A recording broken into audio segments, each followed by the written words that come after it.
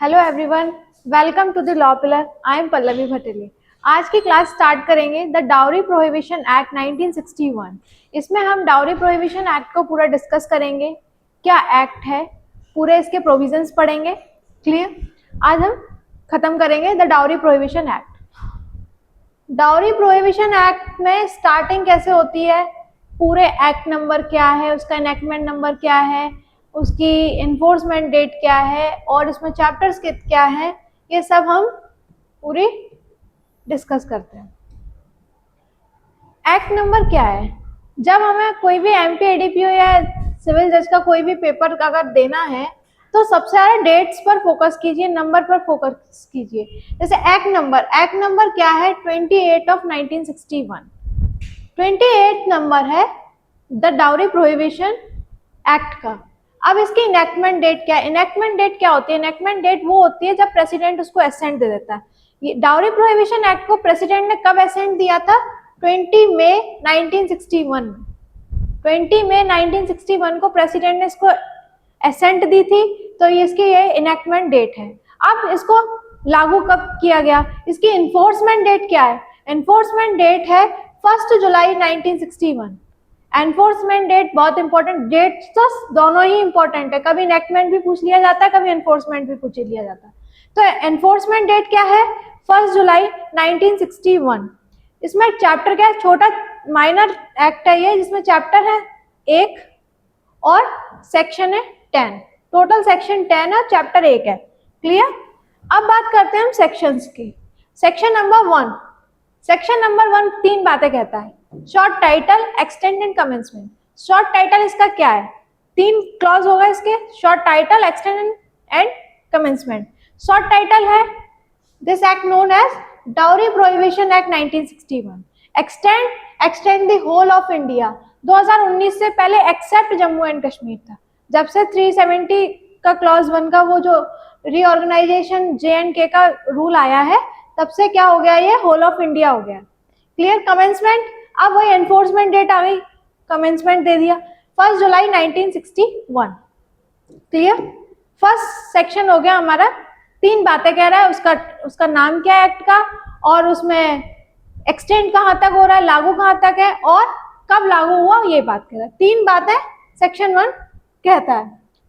Section number 2 कहता है meaning of या डेफिनेशन ऑफ डाउरी। डाउरी की डेफिनेशन या डाउरी का मतलब क्या होता है? तो डाउरी का मतलब होता है, डाउरी मीन्स एनी प्रॉपर्टी, कोई भी प्रॉपर्टी या वैल्यूएबल सिक्योरिटी को आप डायरेक्टली दे रहे हैं या इनडायरेक्टली दे रहे हैं। आप दे रहे हैं दैट इज गिवन और एग्रीड टू बी गिवन, या आप सहमत हो रहे हैं देने के लिए, इधर डायरेक्टली और इनडायरेक्टली।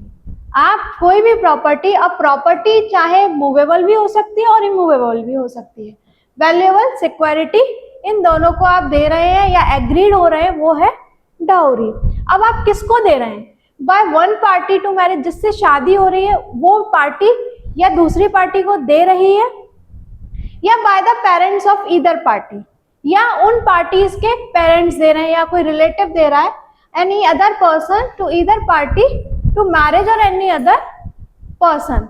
अब वो कब दे रहे हैं, उसकी टाइमिंग क्या है? या तो वो शादी से पहले दे रहे हैं, या शादी के टाइम दे रहे हैं एट द टाइम, या शादी के बाद दे रहे हैं आफ्टर मैरिज दे रहे हैं। टाइमिंग क्या है डाउरी देने की? इट गिवन बाय बिफोर या एट द टाइम या आफ्टर द मैरिज। क्लियर? अब इसका कनेक्शन मैरिज से है डाउरी का, जो भी दिए जा रहा है, पेरेंट्स दे रहे हैं। अब इसका एक्सेप्शन क्या है? इसका एक्सेप्शन है मुस्लिम पर्सनल लॉ में जो डावर और मेहर दिया जाता है वो डाउरी नहीं होती। क्लियर? एक्सप्लेनेशन दिया है। वैल्यूएबल सिक्योरिटी का मतलब क्या होता है? वैल्यूएबल सिक्योरिटी का मतलब वही सेम है जो आईपीसी के सेक्शन 30 में बताया गया था, या बीएनएस के सेक्शन नंबर 2 के क्लॉज 31 में दिया है। क्लियर? सेक्शन नंबर 2 हमारा होता है यहाँ खत्म कि डाउरी क्या होती है। अब आते हैं section number 3, penalty for giving और टेकिंग डाउरी। देना और लेना दोनों ही पनिशेबल है। क्या कहती है? अगर कोई पर्सन, इस एक्ट के आने के बाद कोई पर्सन या तो देता है या लेता है या देने के लिए अबैट कर रहा है या लेने के लिए अबैट कर रहा है डाउरी को, वो पनिशेबल होगा। उसकी पनिशमेंट क्या होगी? 5 साल, कम से कम 5 साल, और फाइन, फाइन कितना है? 15,000 रुपए, 15,000 रुपए फाइन, अप टू 15,000 है, या जो डाउरी आपने दी है उसकी अमाउंट वैल्यू। क्लियर? अब इन दोनों में से जो भी हायर होगा, विच एवर इज मोर, चाहे डाउरी की अमाउंट ज्यादा है या 15,000, जो भी ज्यादा होगा वो आपको फाइन देना पड़ेगा। क्लियर? इसका एक केस है वर्सेस स्टेट ऑफ हरियाणा का। इसमें डाउरी को लेने पनिशेबल है, डिमांड ऑफ डाउरी पनिशेबल है। अब इसका एक्सेप्शन क्या है? द कोर्ट कैन गिव, अगर कोर्ट ने 5 साल से कम की पनिशमेंट दी है तो वो अपने जजमेंट में सारे रीजंस रिकॉर्ड करेगा। क्लियर? अब ये सेक्शन एक चीज कहता है कि जो ब्राइड और ब्राइड ग्रूम को जो प्रेजेंट्स दिए जा रहे हैं, वो कैसे प्रेजेंट्स दिए जा रहे हैं वो अलाउड है। कैसे? जो कस्टमरी नेचर के हैं, दोनों ब्राइड को और ब्राइड ग्रूम को वो प्रेजेंट्स दिए जा रहे हैं जो कस्टमरी नेचर के हैं, बिना डिमांड के, वो सब अलाउड होंगे, वो डाउरी नहीं होगा। क्लियर? अब वो प्रेजेंट्स कौन से होंगे? जो 1985 में एक लिस्ट है प्रोहिबिशन मेंटेनेंस की, जो लिस्ट दी है पूरे उसके रूल्स के अकॉर्डिंग। क्लियर? और जो भी ब्राइड साइड से प्रेजेंट्स दिए जाएंगे उसमें एक बात होगी कि आपके फाइनेंशियल से ज्यादा एक्सेसिव नहीं होगा, कि जितनी आपकी फाइनेंशियल स्टेटस है आप उस हिसाब से अपने प्रेजेंट्स दे सकते हैं। Section number 4, penalty for demanding dowry. अब काय की पेनल्टी है? सेक्शन नंबर 3 में बात की गई थी कि गिविंग और टेकिंग के लिए पेनल्टी थी, जब डाउरी को आप ले रहे हैं, दे रहे हैं, उसकी पेनल्टी। सेक्शन नंबर 4 में पेनल्टी है डिमांडिंग ऑफ डाउरी की। आप डाउरी की डिमांड कर रहे हैं, अगर कोई पर्सन डिमांड करता है या तो डायरेक्टली या इनडायरेक्टली, किससे?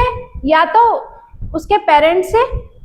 अब वो पेरेंट्स चाहे ब्राइड के हो सकते हैं या ब्राइड ग्रूम के हो सकते हैं, उसके पेरेंट्स से, गार्जियन से या अदर रिलेटिव से अगर वो डिमांड करते हैं डाउरी को तो वो पनिशेबल होगा। अब उसकी पनिशमेंट कितनी होगी? Not less than 6 month up to 2 years, कम से कम 6 महीने और एक्सटेंड करके 2 साल प्लस फाइन। क्लियर? इसका एक केस है state of Andhra Pradesh versus Rajagopal Ashawa, 2004 का केस है।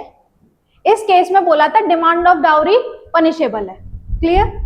अब इसमें भी वही बात है, अगर 6 महीने से कम की सजा अगर कोर्ट देता है तो वो अपने जजमेंट के अंदर पूरे रीजंस रिकॉर्ड करेगा कि हमने क्यों दी है इसको। क्लियर? ये इसका प्रोवाइजो कहता है।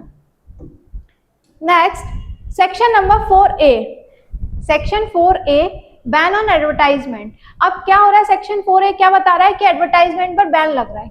कौन सा advertisement? If any person offers करता है एडवर्टाइजमेंट के लिए, किसके through? In any other media form में कोई अगर वो एडवर्टाइजमेंट के लिए कहता है, कहाँ पर एडवर्टाइजमेंट? या तो वो न्यूज़पेपर में, या कोई पीरियडिकल होती है एक मैगजीन टाइप, मैगजीन ही होती है, या जर्नल, या कोई any other media form. Clear? क्या उसमें एडवर्टाइजमेंट कर रहा है कि या तो वो अपनी प्रॉपर्टी में शेयर दे, या मनी कोई बिजनेस में शेयर, या एज अ मैरिज के लिए एज अ कंसिडरेशन फॉर्म में दे रहा है। आप कंसिडरेशन की बात कर रहे हैं, ये आप एडवर्टाइजमेंट में निकाल रहे हैं।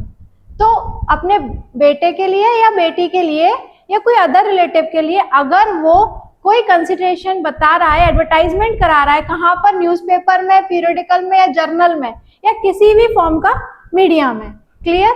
उसको प्रिंट कराता है या पब्लिश करा रहा है या सर्कुलेट करा रहा है उस एडवर्टाइजमेंट को। क्लियर? ये दोनों चीजें क्या होंगी? या तो वो निकलवा रहा है एडवर्टाइजमेंट और उसको प्रिंट करवा के, पब्लिश करा के सर्कुलेट कर रहा है, तो वो पनिशेबल होगा। उसकी पनिशमेंट क्या होगी? Not less than 6 month to but extend to 5 year, कम से कम 6 महीने और एक्सटेंड कर सकते हैं 5 साल, और विथ फाइन। फाइन है 15,000 रुपए, इसमें फाइन 15,000। अब वही वाली बात है, अगर आप 6 महीने से कम की सजा दे रहे हैं तो कोर्ट को स्पेशल रीजन अपने जजमेंट के अंदर रिकॉर्ड करने पड़ेंगे। ये इसका प्रोवाइजो बात करता है। ये है हमारा सेक्शन नंबर 4A। अब बात करते हैं सेक्शन नंबर 5 की। सेक्शन नंबर 5 छोटा और एक बात कहता है एग्रीमेंट फॉर गिविंग और taking dowry to be void. लेना देना के लिए बीच में आपने डाउरी को लेने और देने के बाद को एग्रीमेंट फॉर्म में कर दिया, कोई एग्रीमेंट किया है तो वो होगा वॉइड, ऐसा एग्रीमेंट वॉइड कहलाएगा। क्लियर। अब सेक्शन नंबर 6 बात क्या करता है?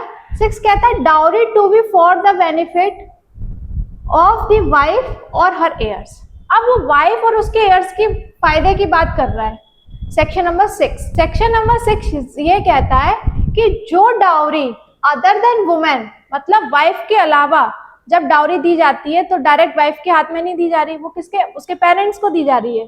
अगर वो वाइफ के अलावा डाउरी जो रिसीव कर रहा है वो पर्सन, उसका क्या ड्यूटी बनती है? उसकी ड्यूटी है कि वो उस डाउरी को ट्रांसफर कर दे उस वुमेन के पास। मतलब जो अदर देन वुमेन है, अदर देन वुमेन कौन है? वाइफ जिसकी शादी हो रही है, ब्राइड, उसको उस जिस पर्सन ने वो रिसीव्ड की है डाउरी, उसकी ड्यूटी है कि वो उस वुमेन को उसके कंसर्न से ट्रांसफर कर दे। ठीक है। अब वो ट्रांसफर करने का टाइमिंग क्या रहेगा? अब आपने डाउरी दी थी, आपने डाउरी रिसीव्ड की है बिफोर मैरिज, शादी से पहले, तो आपको शादी के बाद 3 महीने के अंदर, with in 3 months after the marriage, आपको जिस तारीख को आपकी शादी हुई है उसके 3 महीने के अंदर आप अपनी डाउरी ट्रांसफर कर दें उस वुमेन के पास। ठीक है।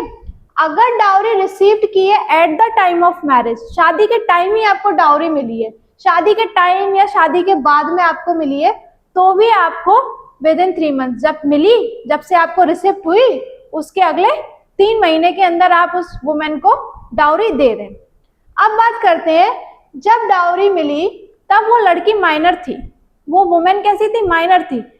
अब माइनर लड़की थी, जब आपने उसकी शादी की, आपने उस टाइम डाउरी दे दी, बिफोर दी, आफ्टर दी, एट द टाइम दी, और जिन्होंने जो रिसीव्ड की उस टाइम वो माइनर थी।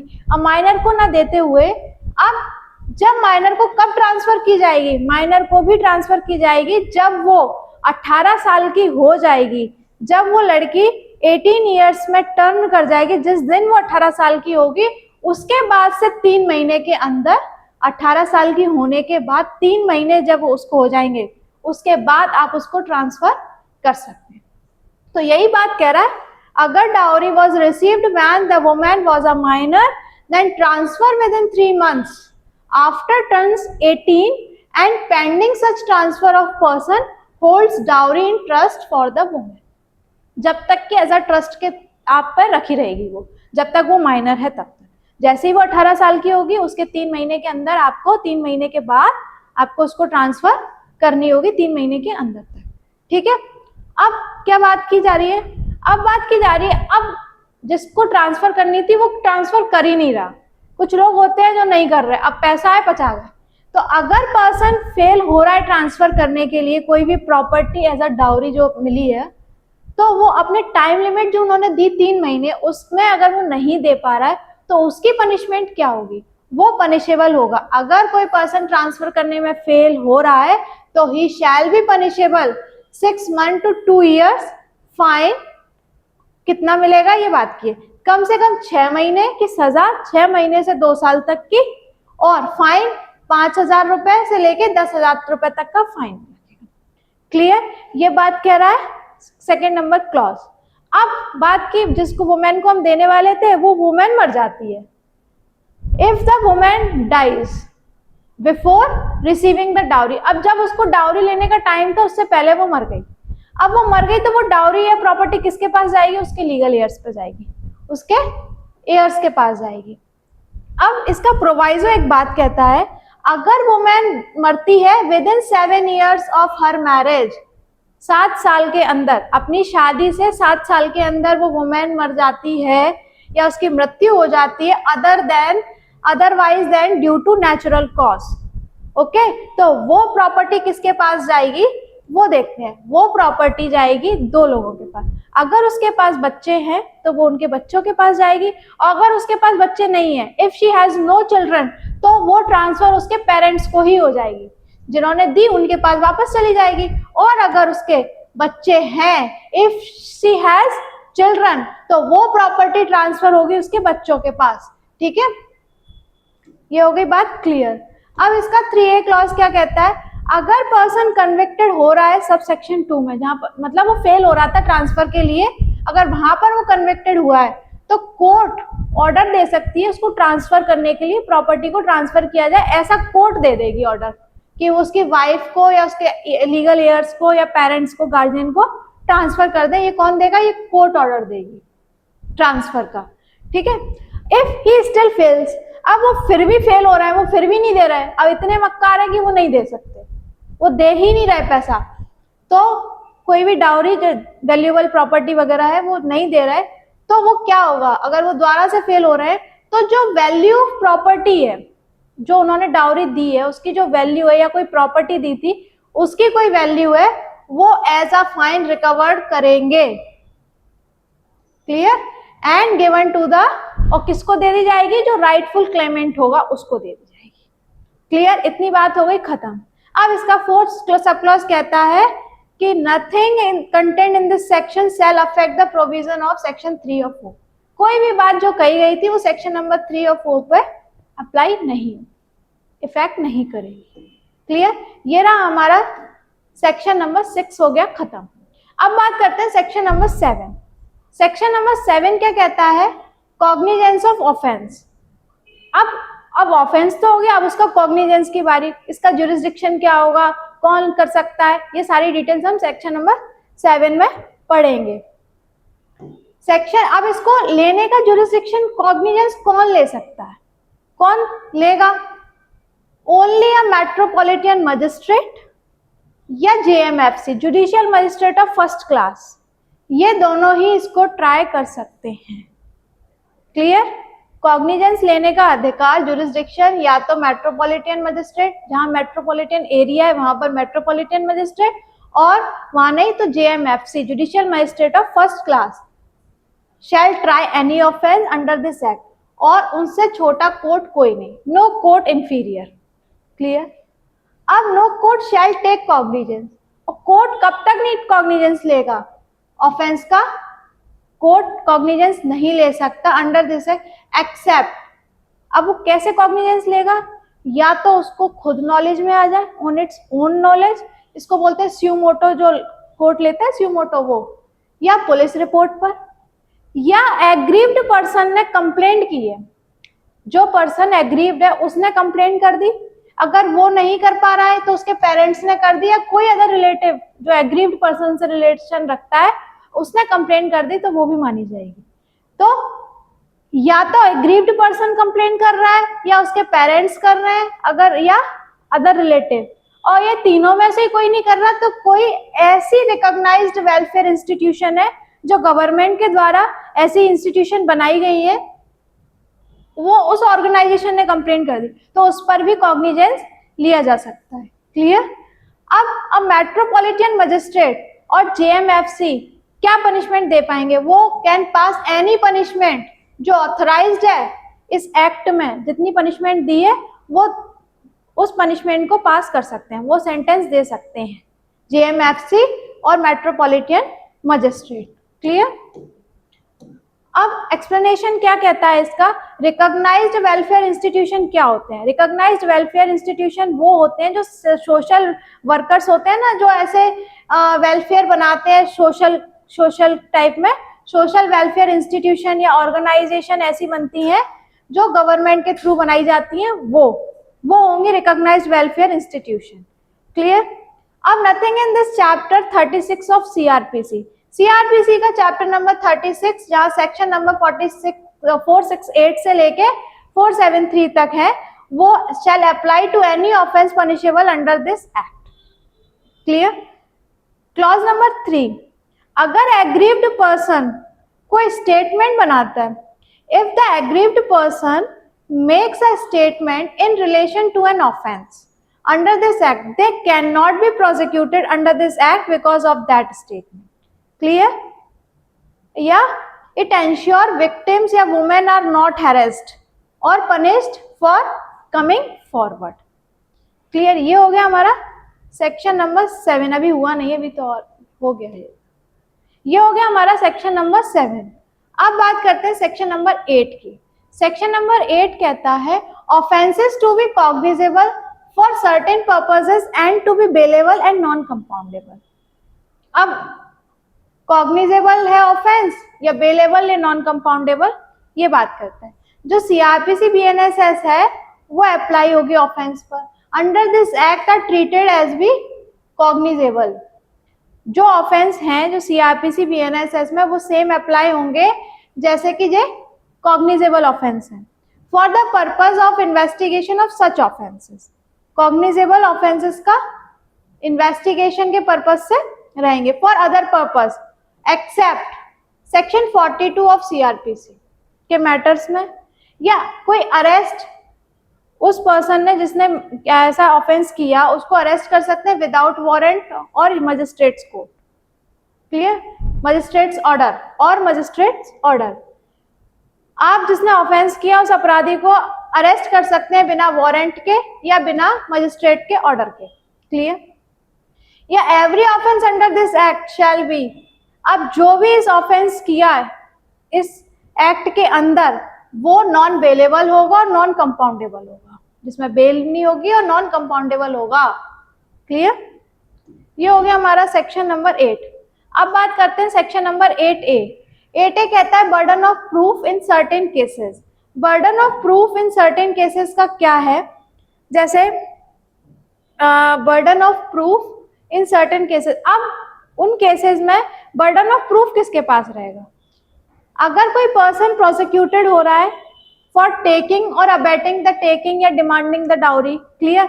मांगने पे, लेने पे, देने पे अगर वो प्रोसिक्यूट किया है तो बर्डन ऑफ प्रूफ किसके पास जाएगा? अगर सेक्शन नंबर 3 और 4 में जो प्रोसिक्यूट हो रहे थे तो उनका बर्डन ऑफ प्रूफ किस पे जाएगा? एक्यूज्ड के पास. Burden of proof is on accused. Accused को ही प्रूफ करना पड़ेगा कि हमने नहीं मांगी थी या हमने नहीं दी थी, तो ये एक्यूज्ड के पास बर्डन ऑफ प्रूफ जाएगा, नॉट ऑन द प्रोसिक्यूशन, ना कि प्रोसिक्यूशन पर. क्लियर? अब आते हैं 8B. 8B में हो रहा है डाउरी प्रोहिबिशन ऑफिसर का अपॉइंटमेंट. 8B देता है dowry prohibition officer.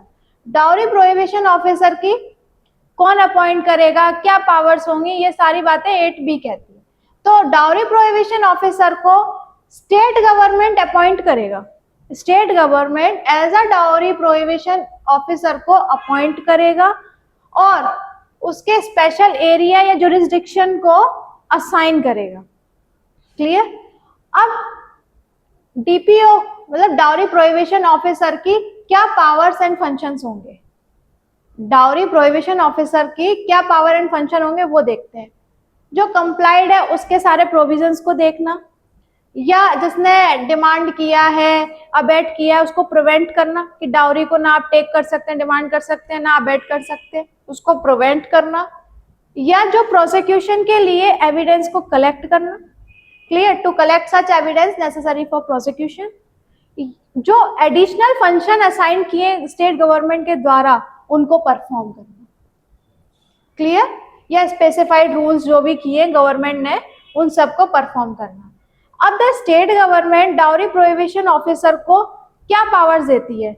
The state government वो सारी पावर्स डाउरी प्रोहिबिशन ऑफिसर को देगी जो एज सच पुलिस के पास पावर्स होती हैं. जो पुलिस अपनी पावर्स को एक्सरसाइज करती है वही स्टेट गवर्नमेंट डीपीओ को दे देगा. डीपीओ कौन? Dowry prohibition officer.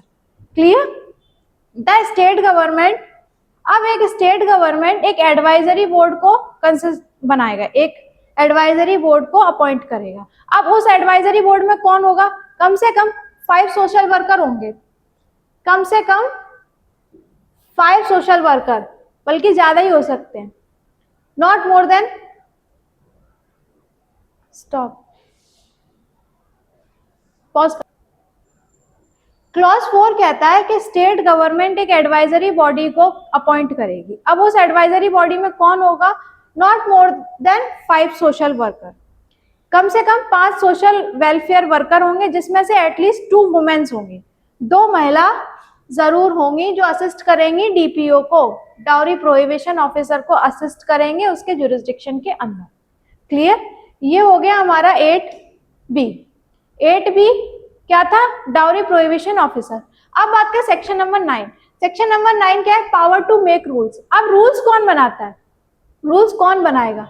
तो रूल्स बनाएगा state government. Section number 9 power to make rules. अब रूल्स कौन बनाएगा? तो रूल्स बनाएगी central government. Clear? Central government में कैन मेक रूल्स और स्पेसिफिक पावर्स देगी जो इंक्लूड्स है। क्या इंक्लूड्स है इसमें?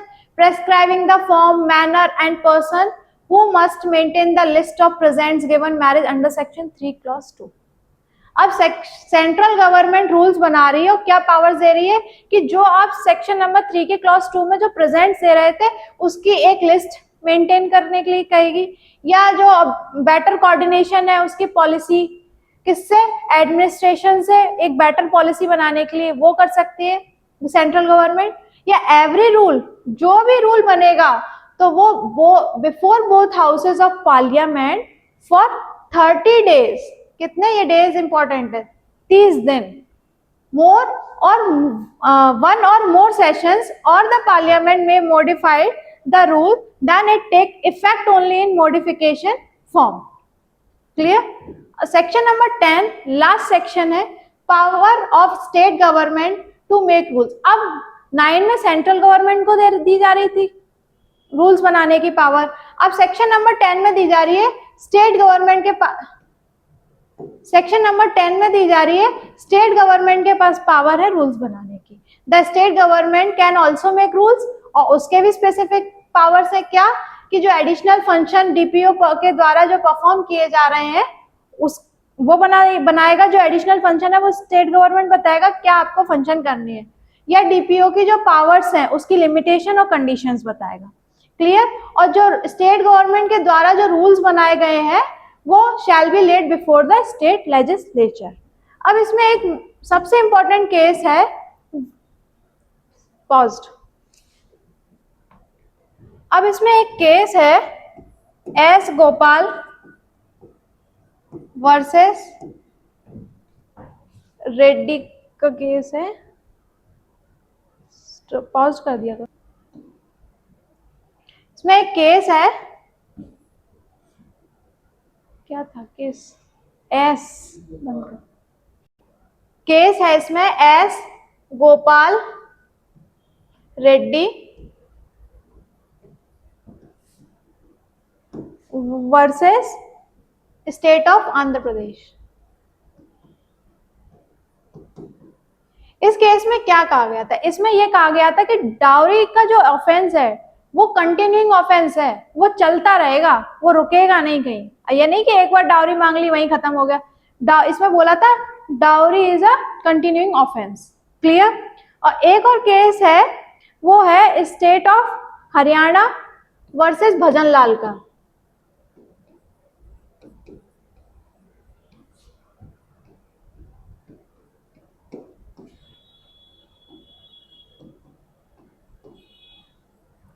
State of Haryana versus Bhajanlal के केस में, ये बहुत इंपॉर्टेंट केस है, इसका टाइटल तो याद ही रखना। इसमें सुप्रीम कोर्ट ने गाइडलाइंस निकाली थी, 7 गाइडलाइंस आई थी। वो गाइडलाइंस में क्या था? ये क्वेश्चनिंग ऑफ एफआईआर पे था, 482 ऑफ सीआरपीसी के लिए ये था कि जब इसमें ये बोला था कि आप कोई जैसे एविडेंस को सपोर्ट नहीं कर रहा है और आप काम कर रहे हैं, मतलब गलत मिसयूज किया जा रहा था। इसमें डाउरी प्रोहिबिशन एक्ट का जो मिसयूज किया जा रहा था वो state of Haryana versus Bhajanlal में, उसके लिए गाइडलाइंस निकाली थी सुप्रीम कोर्ट ने। इसकी डिटेल पढ़ने के लिए आगे पढ़ेंगे। क्लियर? ये थे हमारे आज का डाउरी प्रोहिबिशन एक्ट, पूरा खत्म होता है। पूरे 10 सेक्शन 10 हमने कवर किए हैं। Clear? Okay students, thank you for watching, and for more updates visit our websites and join the Law Pillar Telegram channel, and for more other details please register now. Okay, thank you so much.